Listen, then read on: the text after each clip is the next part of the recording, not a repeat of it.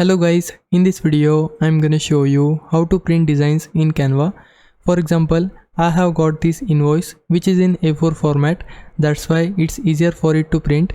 And to print any of the design, we need to select share from top right hand corner. After that, select download, and then we need to choose file type. We have two options, PDF standard and PDF print. For standard printing, we can select PDF print because it gives better quality. After that, you can adjust additional options such as flatten PDF if you want better quality. Also adjust additional options. Then we need to select download, and now the design will be downloaded in your computer. Now open the PDF. After that, we need to click on this print icon and then select the printer from here. After that, choose pages.